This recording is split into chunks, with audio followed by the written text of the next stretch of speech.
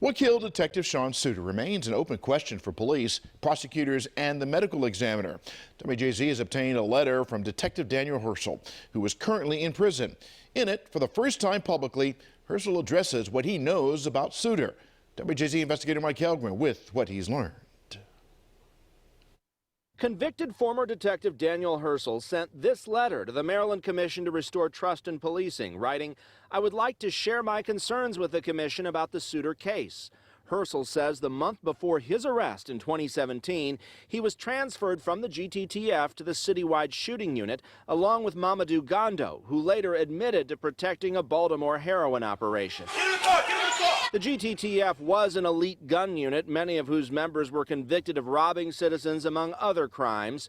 Herschel writes, Suter would come up and meet with Gondo frequently. I am aware that both Suter and Gondo were acquaintances with two individuals that resided in the neighborhood of Bennett Place. Bennett Place is where Suter was found shot 2 years ago. Herschel says he even saw the four meet at police headquarters. After Suter's death, Herschel says he wrote what he knew in a letter to the Baltimore Police Department, and it was given to his lawyer at the time. Herschel has no idea if it was ever passed on to police, and he's never been contacted about it. He writes, if Gondo was forthcoming with the identity of the two individuals, investigators would have had a lead to persons living in the Bennett Place neighborhood who had contact with Sean Suter. He wonders if police ever knew about or looked at them, and if they could hold the keys to unlocking the Suter mystery. And adds this, I want to make it clear, I have no reason to believe Sean Suter was a dirty cop.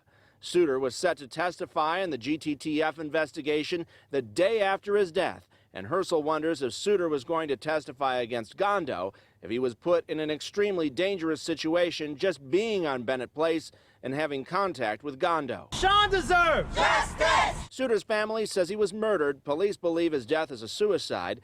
But last week, the commissioner told us the case is ongoing. You know, it's not technically ever closed until the coroner or the medical examiner actually rules. No response at this point from the Baltimore City Police Department. Herschel went from receiving a Medal of Honor in the department to now serving an 18-year federal prison sentence. He is currently writing these letters without legal representation. In West Baltimore, Mike Helgren, WJZ.